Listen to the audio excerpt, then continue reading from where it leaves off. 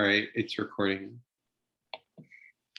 Hello, everyone. Today is April 27th, 2021, and first topic of the day is who we think is going to make the fourth seed in the North Division, Scotia North. Now, we got three teams that are pretty much in contention for that. The Senators, they're a bit of ways back. So three teams we have the Canadiens, we have the Flames, we have the Canucks. First off, the Canadiens in the fourth spot currently. They've played 47 games. They have a record of 21, 17, and 9 with 51 points. 6 points back of them are the Flames. They're 21, 24, and 3. They've played 48 games, though. And then there's the Canucks, who have played 42 games, and they are 19, 20, and 3. But they are 10 games back, or 10 points back. But they've played 5 less games than Montreal. And they are also coming off a 2-week, I think it was, there was a week and then there was 2 weeks of COVID that they had to recover from.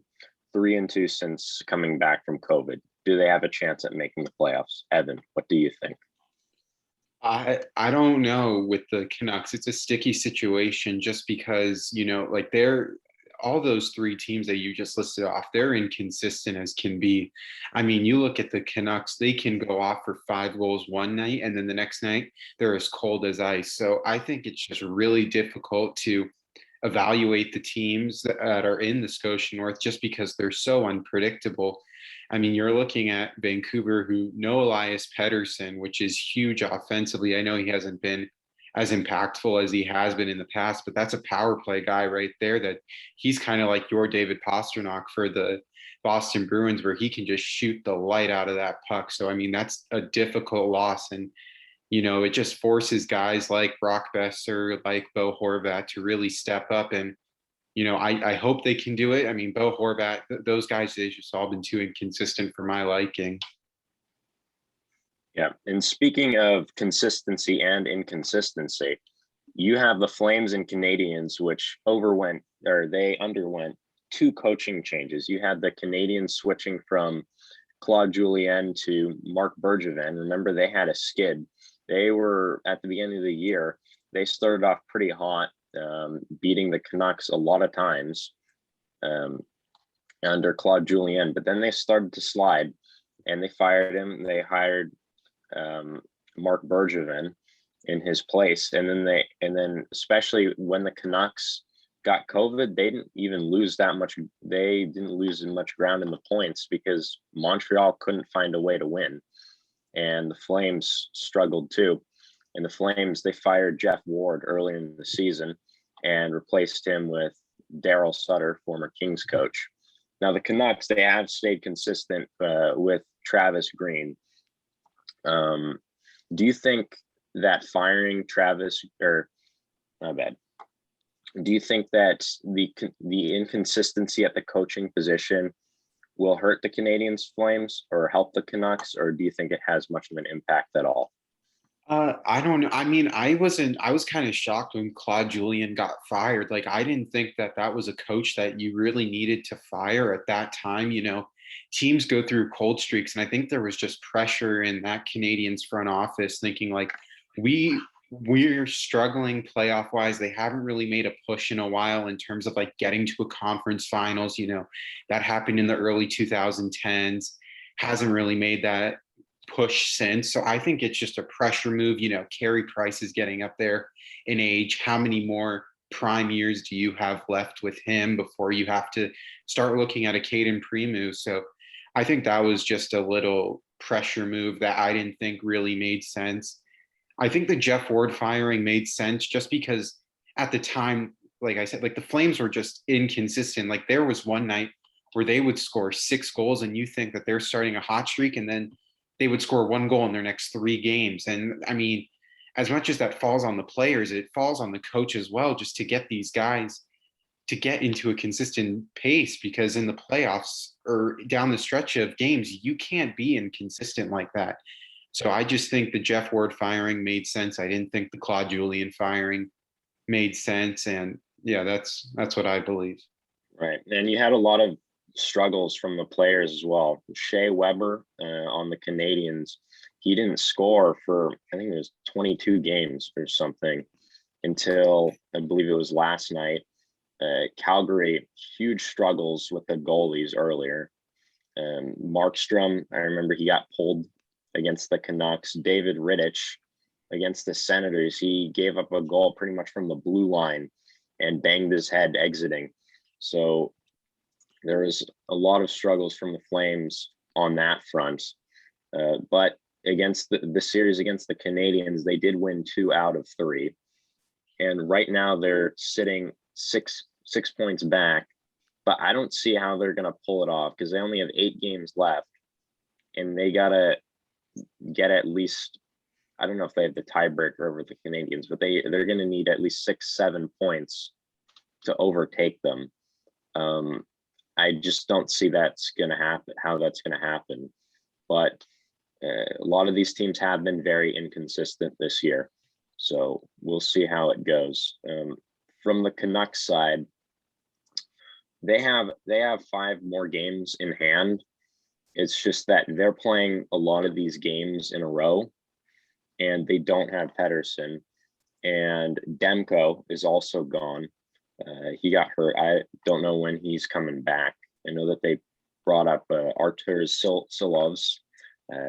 Pardon me if I'm not pronouncing his name correctly, but he backed up Holtby on yesterday against the Senators, and they couldn't get any offense going that game. And it was an issue with Pettersson. The Senators were able to get on Miller, and they couldn't really do much that game. Yeah, I think what you brought up that point, like the fact that the Vancouver Canucks could not get more than 1 goal past, I think it was Marcus Högberg. I mean, that's just terrible. I mean, the fact, like, if you can't score more than 1 goal against Marcus Högberg, what do you think you're doing against a Mike Smith and Connor Hellebuck once you get to the playoffs? Like, and all credit, I mean, I understand the Flames are inconsistent, but Jacob Markstrom's still a great goaltender. I think he was just struggling just because the Flames offense and defense was struggling as well. But if you're the Canucks and you only score 1 goal against Marcus Högberg, I don't care if you win 1-0. Like that's eyes on concern, just that you couldn't get more than that against that type of goalie. And like, all respect, it's the NHL, but it's not like he's a Connor Hellebuck yet. I mean, he's still a rookie. Sure. Yep. And Högberg, he came into the game with an .869 save percentage, and that is not good. You need to putting up 1 goal against that team is pretty much inexcusable. And we know that it's not Holtby's fault. Holtby's played pretty well upon return, but I think they only got 28 shots in that game. And you need to be putting more pucks in the net. And someone who's watched Canucks games this year, the main problem is that they're not clearing the puck from their zone, and they're not getting enough shots on the net. And they're always getting outshot every game. And until the Canucks can find a way to get out of the offensive zone, cleaner defensive shifts where you don't have to take penalties on these long defensive shifts, get in the other players' zones. And another issue is penalties, because the Canucks, even in the game that they won, I believe it was on the 24th, that was Saturday, against the Senators, they had 6 penalties, including a double major from Jake Virtanen. So, and then the first game against Ottawa, they had they had more penalties than Ottawa that game. I think they had 8 or something, but the reffing was pretty bad that game. So it wasn't entirely their fault. But yeah, limit the penalties, get the puck out of the zone, and put more shots on the net. And it will be hard without Pettersson, but they were able to win back-to-back against the Maple Leafs and put up a pretty good run in March, even without him. So there is a bit of hope, but I just don't think there's enough time left for the Canucks to come back, even with the games in hand. So I have the Canadians taking the 4th spot. All right. Yeah, I would have. I mean, I would love to. I think the Canadians do take that fourth spot. I think Jeff Petrie. We didn't mention his name. I mean, he started off as a clear Norris finalist, but he regressed over the last month or so. He has in the last 30 days, I believe, or now last 31 days or so, he has 6 assists and is at least a dash 11. Like for someone that was scoring and getting assists at a rapid pace, like you can't do that. Like you need offense from your defense. And Jeff Petrie was a very reliable guy at the beginning of the year. I'm not saying he's a liability now, but he hasn't been as reliable over these past couple of weeks, month, just hasn't been that guy. Yeah. But hopefully he could pick it up as the Canadians surge to that fourth There was spot. a stretch in 10 games where the Canadians scored 18 goals. So that's 1.8 goals per game. And if you're going to win in the playoffs, the Maple Leafs, they got a lot of capable scorers, and we'll talk about this later in the podcast. They got a lot of capable scorers on the Maple Leafs. Same thing with the Jets, even with Ehlers out. And obviously the Oilers, you got McDavid and Draisaitl. These teams putting up a lot of goals. You can't have a team that's only able to put up 2 goals a game and expect to win consistently against them. I mean, even in their win against Calgary yesterday, I believe it was just 2-1. So they put up 2 goals in every single game. And Yeah, 100%. And if you look at the standings, the Canadians, they've played 47 games. All right, they've scored 136 goals, given up 136. Yeah, now let's compare that to the first 3 seeds. Maple Leafs, 48 games, 159 goals scored to 130 given up, plus 9 goal differential. Oilers, 150 goals scored and 126 given up in one less game. They've only played 46 games. And here it's continued recording. All right, so the Oilers have only played 46 games. There's one less than the Canadians. They've scored 150 and given up 126, which is a plus 24 differential. And the Jets have scored 149 and given up 134 with a plus 4, or my bad, 135 with a plus 14 differential in the last 48 games. And the Canadians, they're at 136 and 136 with a 0 differential. So there's a drastic difference in the goal scoring differential and the goals scored. So Montreal's got to get their offense going, or else they're going to be out of the first round in a hurry, because I don't think Carey Price and Jake Allen are going to lock down the Maple Leafs offense. All right, so let's segue over to a little bit of the West Coast side and switch over to the National Basketball Association, where we see the Lakers in the 5th seed in the Western Conference, the tough and rough Western Conference, where you have stars on every team.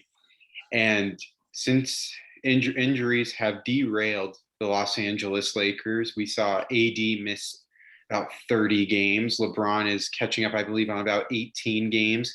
He's been out 36 days, which is the longest he's been out in his career. So talk about durability there. The man does not get hurt. But the one thing that does get hurt is the team, and that's the Lakers, who are sitting 30th in offense since LeBron James has departed.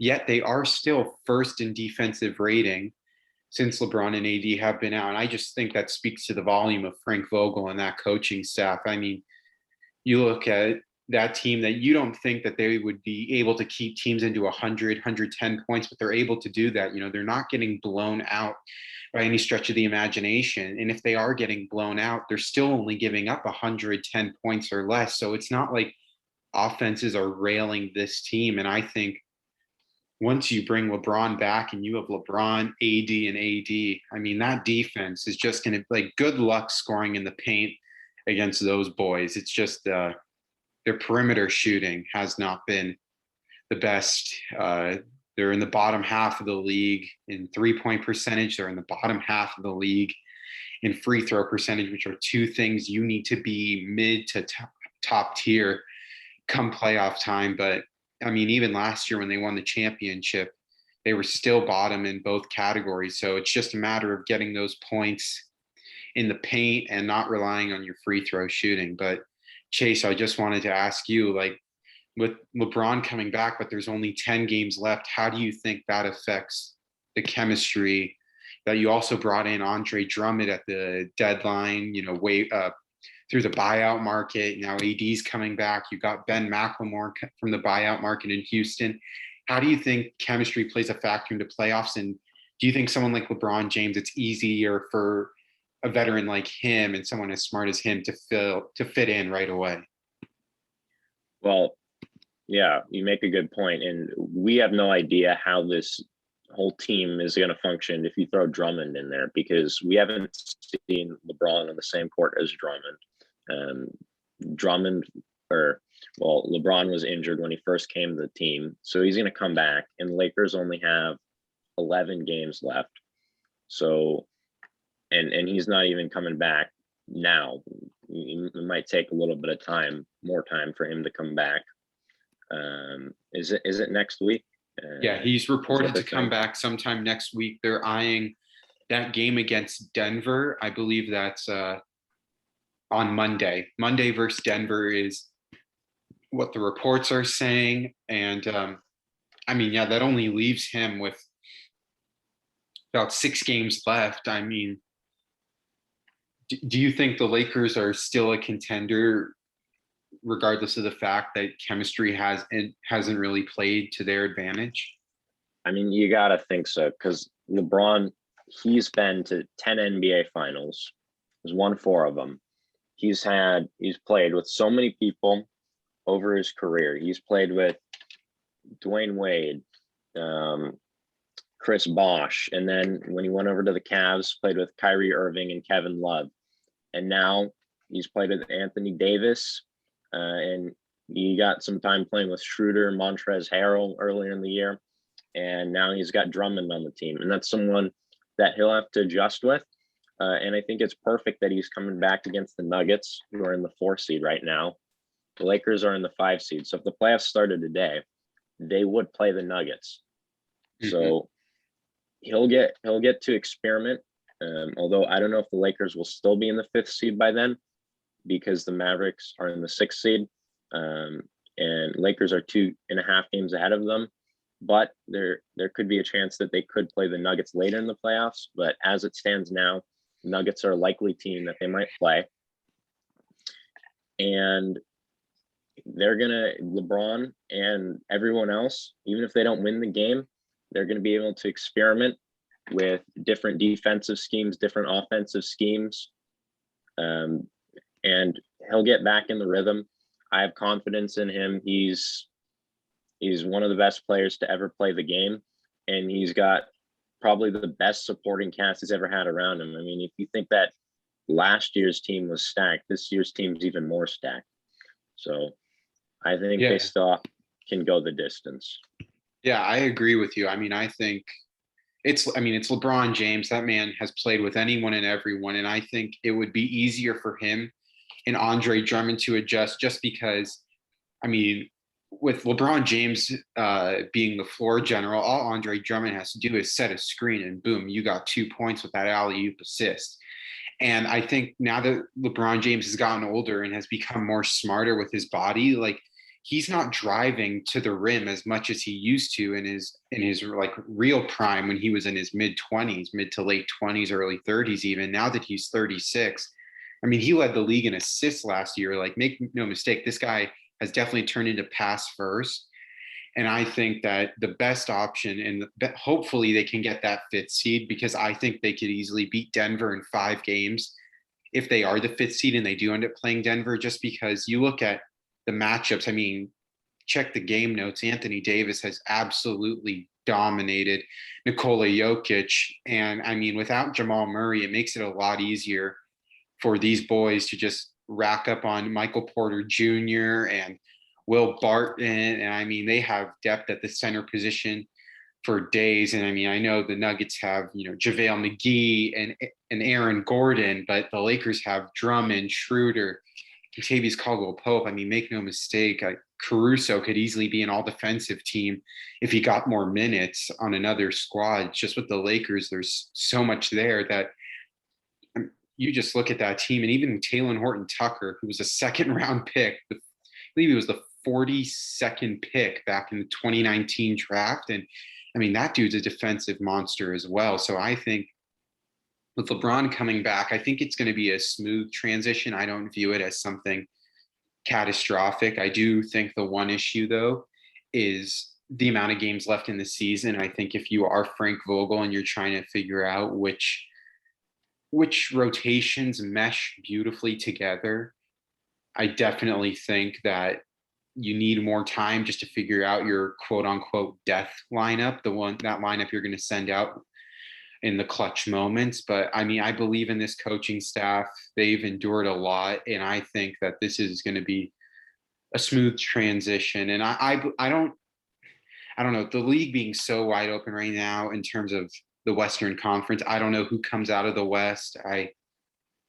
I really like, I mean, I love the Clippers as a possibility in the West, but Paul George has just never shown up in the playoffs. So, but adding Rondo is obviously huge, but I think that huge thing is also the fact that Paul George in the playoffs has been atrocious. I'm not going to sugarcoat it. I mean, in that game 7, I believe, against Portland, when they lost, I mean, that man only had 7 points. Like, what are you going to do if your second best player is getting 7 points? So I think in the playoffs for the Clippers, a guy like Marcus Morris Sr., someone that needs to step up. I think another team I really like the Utah Jazz. I just think the Lakers are better, and I think they pose the biggest threat to the Lakers and vice versa. I think the Lakers pose the biggest threat to the Jazz because I think you can have Anthony Davis or you can have Andre Drummond on Rudy Gobert, and I think that just opens the floor for an Anthony Davis or an Andre Drummond. I just think that having those two together on the court, we'll see how it goes. I think it will be interesting, but one of those boys is averaging a double-double on 6 of 6. Like, I see Drummond in the playoffs averaging like 14 and 10 on like 7 of 7 shooting. Like, I just think he'll get the easy putback buckets, or LeBron will somehow find him. I see Drummond being a monster in the playoffs for the Lakers. You got two different types of centers in AD and Drummond. Drummond is a rebounding machine. When he was with the Detroit Pistons, he was just rebounding like absolute crazy. And AD, he also brings with him pretty good 3-point shooting ability for a big. So, and if you have them on the floor at the same time, and you have LeBron James, what that also brings is that's a lot of size right there. And you still have a lot of playmaking ability. Even it's not just because a lot of bigs, they're notorious for being slow. But especially with LeBron and AD, they can play from the outside. So that's going to open up a lot of space. And then the other two on the team, whoever that may be, probably Schroeder and maybe Harrell. I don't know who else they're going to run there. But they're going to have a lot of room, especially some teams might have to double team one of them. And that could pose a lot of issues for them. Now, I was looking at some of the other teams in the playoffs, and in the 6th seed, we have the Mavericks right now. I believe they just beat the Lakers a few nights ago, and they have Luka and Kristaps Porzingis. Do you think that team could be an issue? And as it stands right now, in the 6th seed, if the playoffs were to start today, they would play the Clippers. Do you think that they could pose an issue for them? Oh, no chance. I don't like there's a reason why Mark Cuban was complaining about the play-in, and I think that's because he's afraid that the Dallas Mavericks are end up going to be in that play-in situation. Now, Kristaps Porzingis is hurt, so I mean, what else is new? That guy can't stay healthy, and I think that's a huge issue for the Dallas Mavericks. I mean, they just lost last night to the Sacramento Kings, and I understand that they just won back-to-back against the Lakers, which were two huge wins. But that was a huge loss as well for the Dallas Mavericks, especially against a team like the Sacramento Kings that has had their number this entire season. You know, I think that was huge. And the fact that the Lakers won, if the Lakers and the Mavericks had won, you're still at 1.5 games back of that fifth seed. Now that the Lakers won last night against the Magic and the Mavericks lost to the Kings, now you're 2.5 games back. And now you got to play Golden State tonight. They're playing right now as we speak. And you have to go up against Steph Curry tonight, who has been Chef Curry in the month of April. Let me tell you that much. Leading scorer in the NBA, sitting at around 31.3 or 31.2 points per game. I mean, he's carrying the Warriors squad. And I mean, for a guy that everyone pinned as their MVP at the beginning of the year in Luka Doncic, I don't think he's done a well enough job to become the MVP and also to live up to the standards, because in a game like Sacramento, where you just came off 2 wins against the Lakers, you needed to continue that hot streak. Like, you can't be having these questions like, why are we getting hot? And then all of a sudden we're losing to Sacramento on a Monday night, you know, where the game is not even like nationally televised. All right. And the Kings, they're the 12th seed currently, and they're 25-36, good for a winning percentage of 410 and 19 games back. You got to win those games, especially if you want to overtake the Lakers to get a better playoff spot. Now, also with the Warriors and the Kings, they were 3-7 in the last 10 games. On the flip side, the Warriors, they're 31-30, and they're 7-3 in their last 10 games. And they got a lot of motivation behind them because they are only a half game back of the Grizzlies for that 8th playoff spot. And the Spurs are tied with the Grizzlies for the last playoff spot, and they're hot too. They're 7-3 in their last 10. So you got a motivated team that you're playing up against in the Mavericks. So that'll be a tough challenge when they play them. So speaking of that 8th spot, who do you think is going to get it in the West? The 8th spot, like who do I think will get the 7th and the 8th seed? Because like that's the play in. Oh my God. I mean, it's crazy to think because it's only a 2-game series. So I mean, it's just a matter of who's hot. And honestly, so who's it? It's the Grizzlies, the Warriors, the Trailblazers, and the Spurs. Yeah, those are 7 through 10 seeds right now. I think it's going to be the Trailblazers, and I think the Trailblazers make it for sure, just because they'll probably end up as the 7th seed. And if let's say they lose 1 game to the Warriors, if they're the 10th seed, I don't see them losing twice to the Warriors for the Warriors to overtake the Trailblazers for that 7th spot.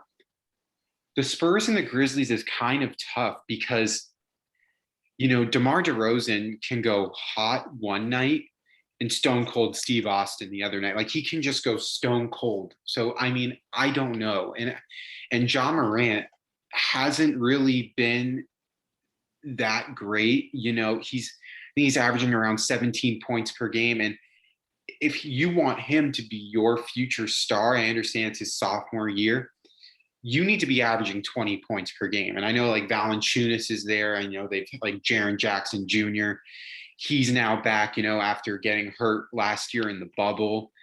But I think honestly, I think your 2 teams coming out are going to be, I'd say the Spurs and I'd say the Trailblazers, just because I trust the supporting cast of the Spurs more, like DeJounte Murray, Jakob Poeltl, DeMar DeRozan is there. You know, they got some boys down there, and I think it will be the Blazers and the Spurs. I think they'll get swept in that first round because they'll play the Jazz are going to smoke the Spurs, and I think the Suns are going to decimate the Trailblazers. I don't see the Trailblazers winning one game unless Damian Lillard goes for 45 plus. Other than that, and I don't see him doing that either because the Suns defense, they got a top, I think it's a top 7 defense right now. So I don't know. I don't see them. I see them making the play in and getting to the playoffs. I don't see them making even a crack of noise. All right. Well, the playoffs or the play-ins are the 7 through 10 seed. And the 11th seed is the Pelicans, who are 4 games back of the Warriors, and the Kings are 6 games back of the Warriors at the 12th spot. So it looks like it is going to be those 4 teams. We don't know the exact seeding that they're going to be in because there are only 2 games that separate them. So it could be very well that the Trailblazers play the Grizzlies or Spurs instead, and the Warriors would play one of them, or the Grizzlies or Spurs. So we will have to see for that. All right. Ready to move on to some NHL West Division? Yeah, right, let's move on to that. So right now in the West Division, it's a little bit of I think it's anyone's game, honestly, for that 4th seed. But I want to ask you. So we have St. Louis, Arizona, San Jose, and LA, and they are separated by 6 points. But Arizona has played 3 more games than St. Louis and LA, and San Jose has played 2 more games than St. Louis and LA.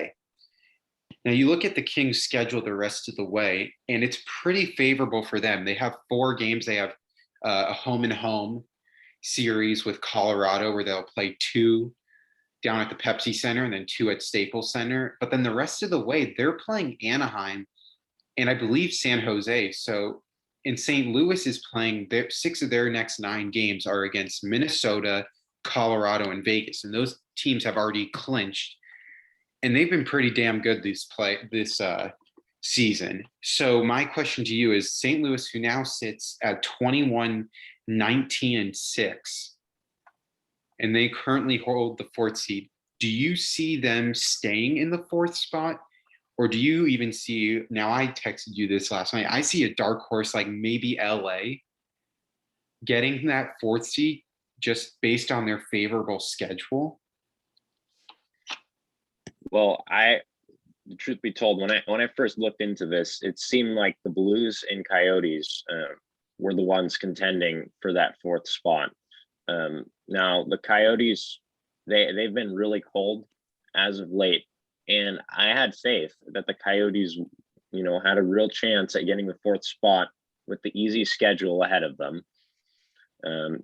They played the Sharks, Kings, and Ducks quite a few times. And last night they lost 6-4, and they were down 4-0 to start. Now, the Sharks, they are right now, they're 6th in the division. They were coming into that game 1-8-1 in their last 10. You can't expect to be a playoff team and fall down 4-0 to the Sharks.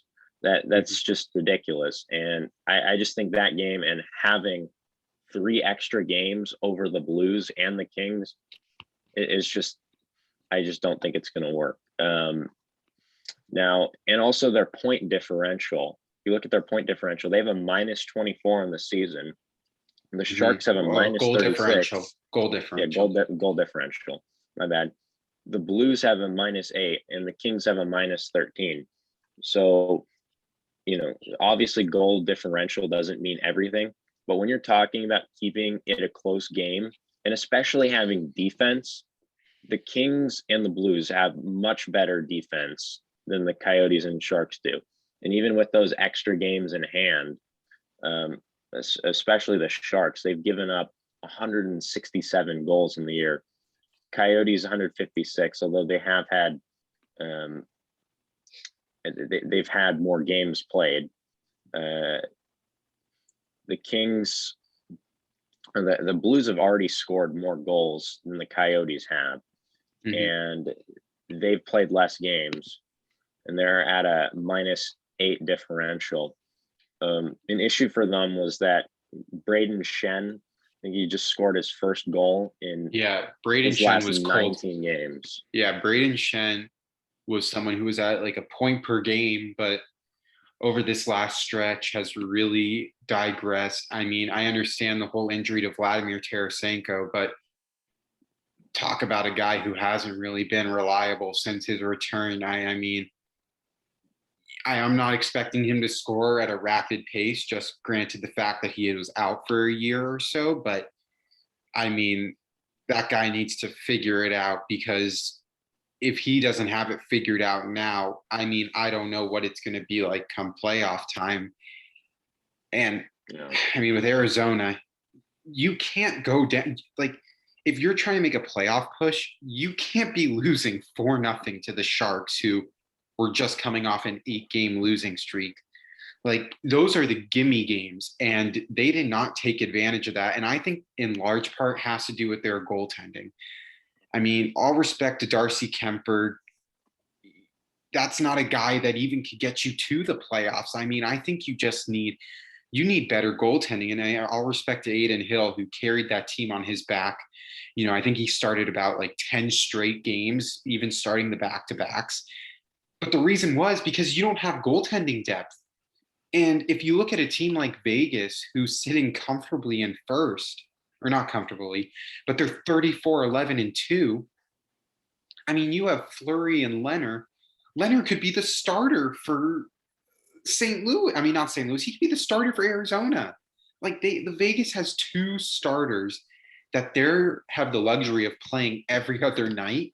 So when it gets to the playoffs, they're not in a situation like Arizona where you have a goalie that's playing 10 straight games. And I know we're circled to the west, but if you go to the Scotia North, the Flames too with Jacob Markstrom. I mean, after trading David Riddick, I don't think that guy's had a chance to just sit for a little in terms of Jacob Markstrom.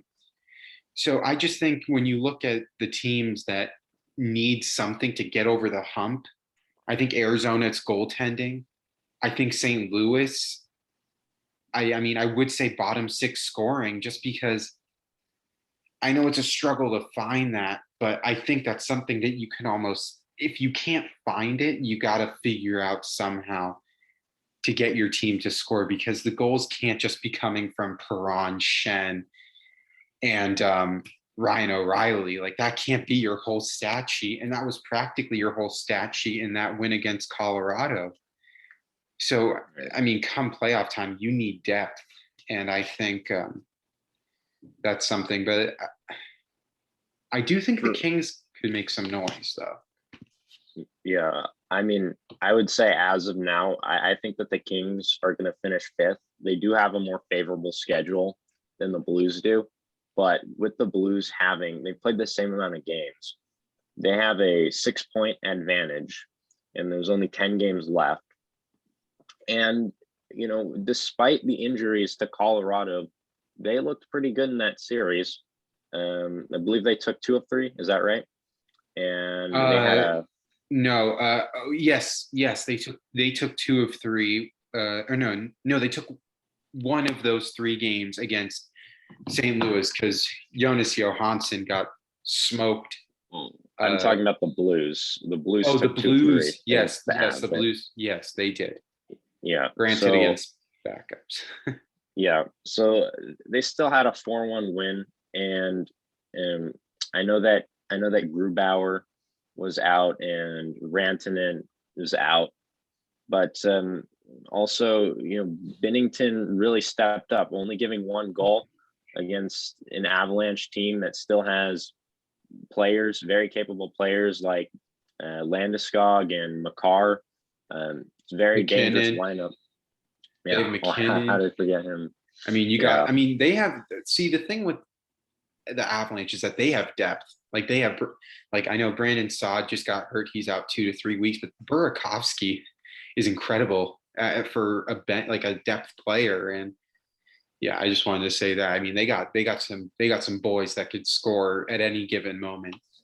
Right. And yeah, to hold that team to only 1 point, and also I believe did they win? I think it was 5-2 the night before. Here, I'll look it up right Yeah, here. I mean, that goal last night, I believe they won 4-1 last night, and that goal was a power play goal. So even 5-on-5, they were able to stop McKinnon and Landeskog, 2/3 of what I consider to be the most dangerous first line in the NHL.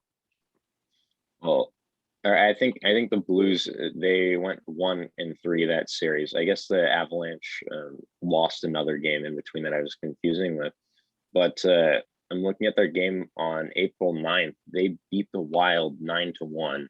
So they still have a very capable offense that has broken out at times. Yeah, I mean, don't get me wrong. The Blues are like I don't know. I think, well, I mean, 9-1, granted, I mean, that was Capo Kakinen in net. So you won't be seeing that guy come playoff time because Cam Talbot has just been unreal. I think he's 12-1-2 in his last 15 games. So that's the goalie you're going to be going up against come playoff time.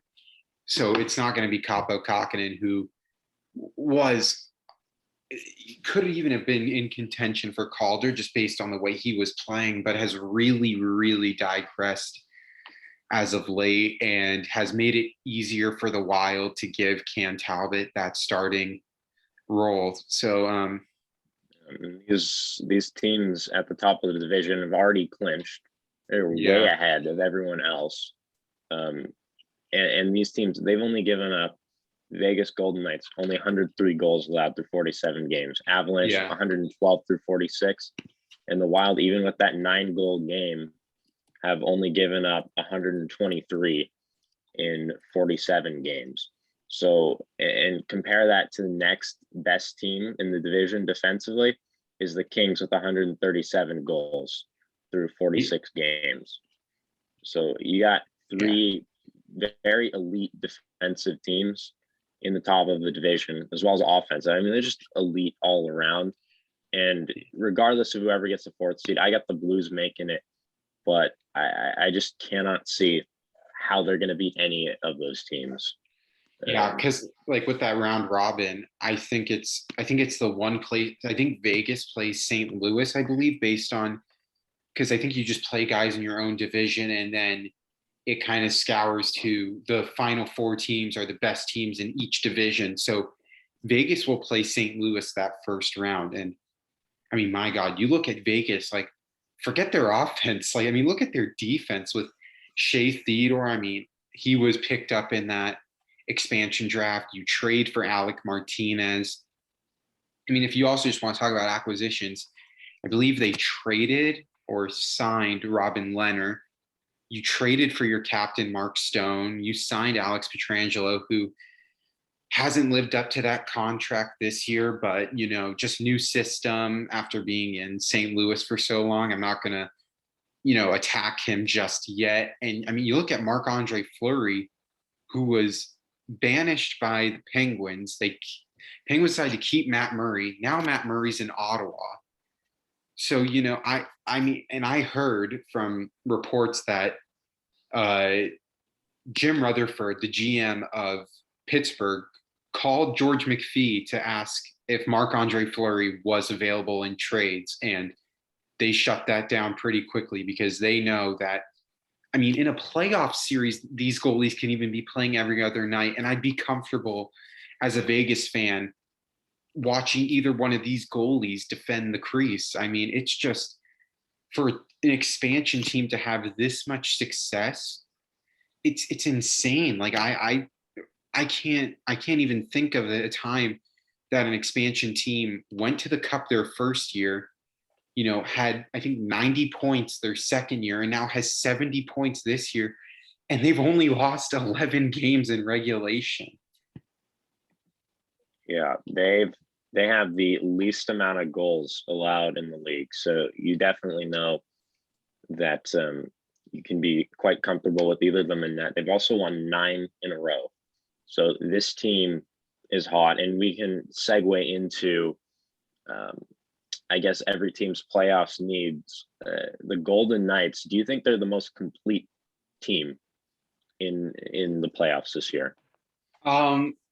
Heading into the playoffs, I would say yes. I would say in free agency or somehow next season, you need more bottom six depth. I think Cody Glass is someone who has been very underwhelming for the Vegas Golden Knights. I don't know what they're going to do with him. I think it's just a matter of like proper development and just sending him down to Chicago, to the Chicago Wolves, I believe is their farm system, just for one more year. I think that is something he needs.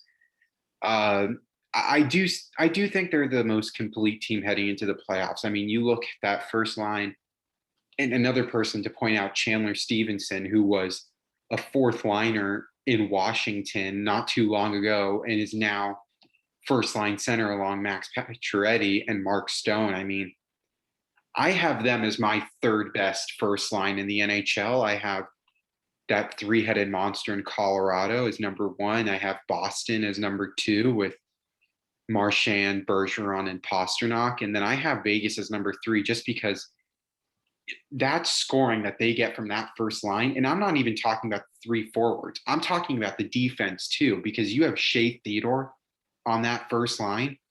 That dude is like, he's fourth, I believe. I believe he's top five in scoring for defense. So, I mean, they have offense galore. And then you look at Martinez, who has, I think he's like damn near 160 block shots. I mean, that man could literally put on goalie gear. And it's just insane. I think they're the most complete team. Would you, I have a question for you though. Sure. Would you consider, I'm going to step away from the Honda West and I want to go over to back to the Scotia North, just because we were going to cover those two divisions today. All right. Now, you look at a team like Edmonton, who has McDavid, Draisaitl, Nugent Hopkins.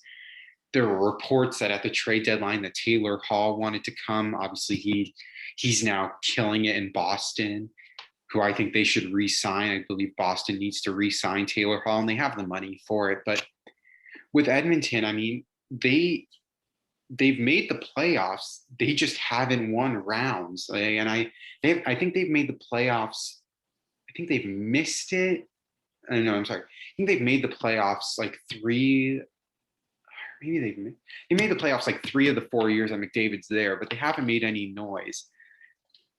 What do you think is that missing piece in Edmonton? Do you think it's a goaltender? Because I understand Mike Smith is the guy right there right now. Do you think they need an upgrade at goaltending? Do you think it's that bottom six? Do you think it's the back end? I mean, granted, they have Nurse and Barry who are kicking butt right now, but what is it you think they need? Well, I think the goaltending has been pretty good this season. Mike Smith has been a pretty pleasant surprise. They've given up the least goals in the North Division this year with 126 goals. So I think on defense and goaltending is pretty good.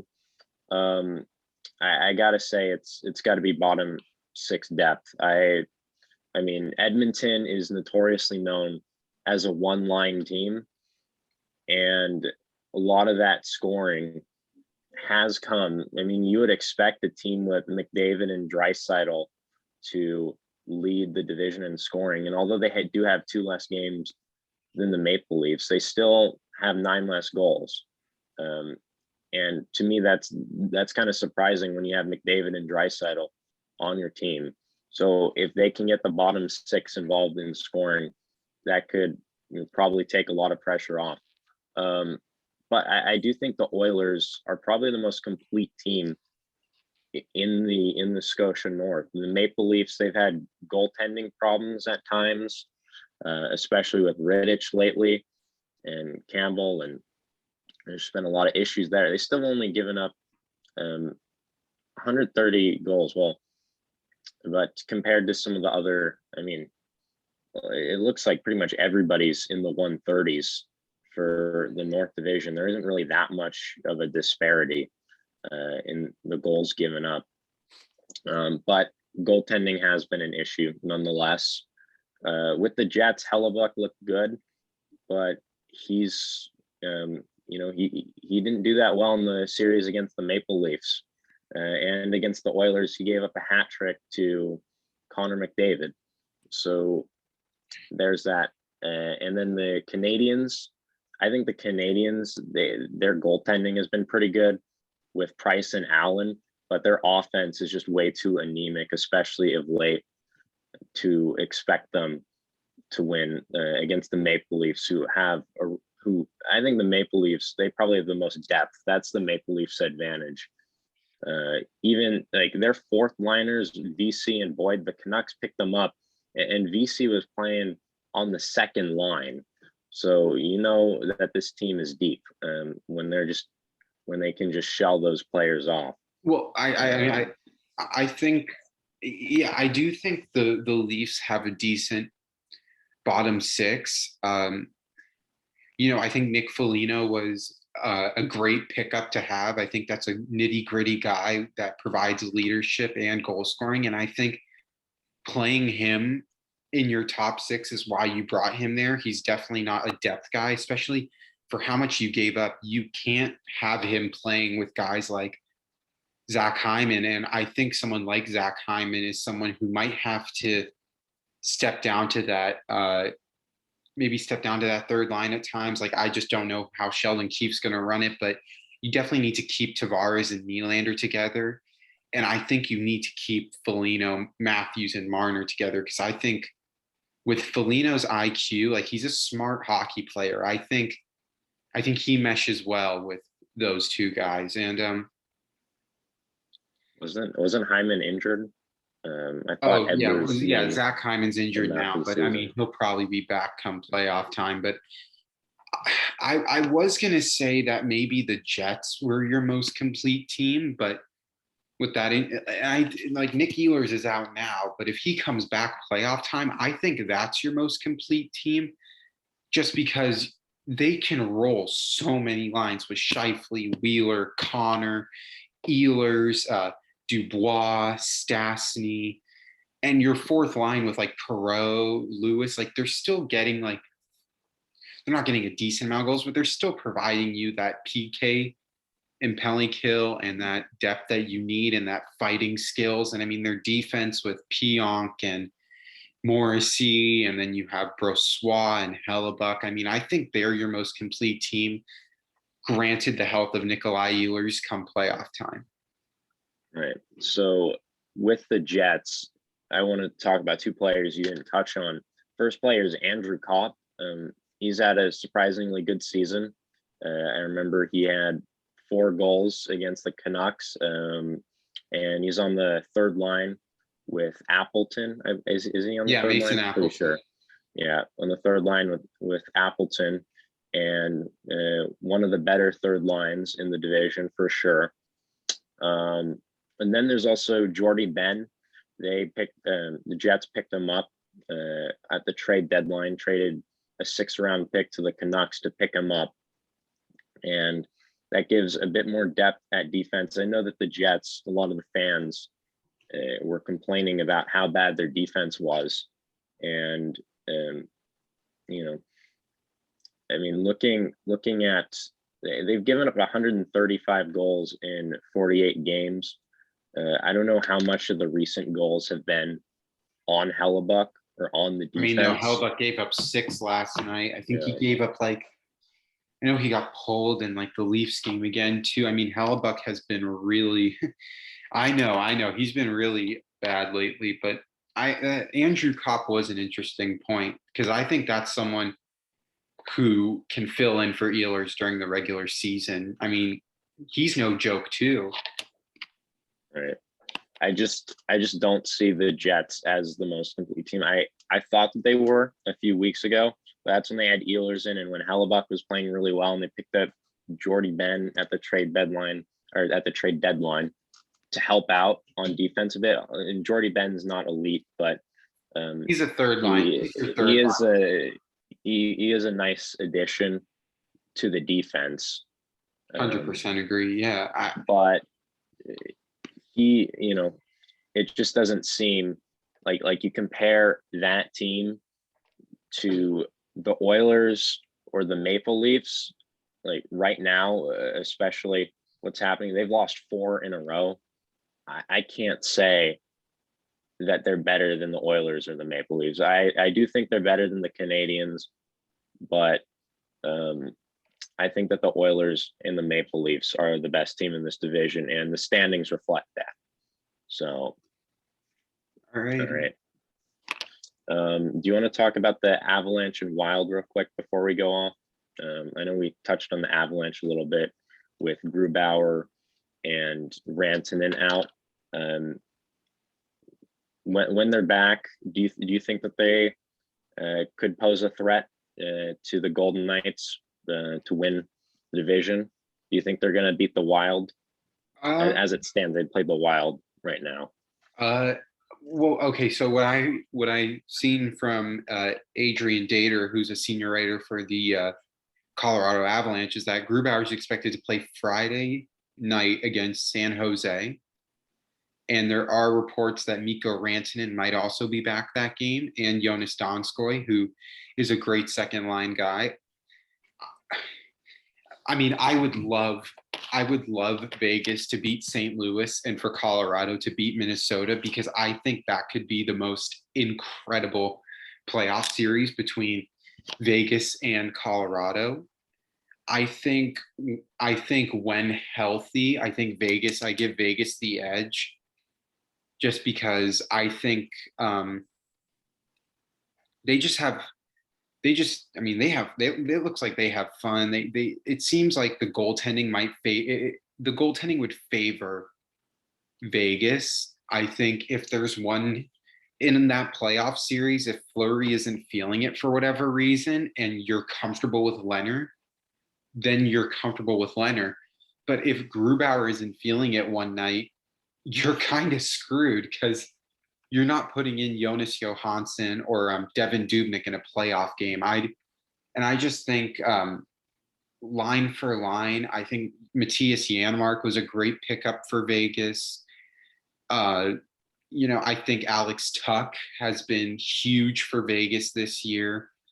Jonathan Marchessault has been great. I think that Vegas is a more complete team, and I think that will favor them come playoff time. Minnesota, I don't know. Like they don't have the experience, home advantage won't really be a factor, just with the fans really not being there. But Colorado's been there, done that. They've won a playoff series. Minnesota hasn't really been making noise in terms of, making it when the regular season is, back in the day, like in May and June. So, I just think Vegas is more complete. I think they would beat Colorado, but I think they would beat Colorado in 7 games. And you'd have the Avalanche beating the Wild. Oh, easily. I think the Avalanche will beat the Wild in 5 games. All right. I just want to put some respect on the Wild, and it would be a travesty not to mention Kirill Kaprizov, who's been absolutely tearing up the league, is one of the favorites for Calder. Dude is on the highlight reel all the time.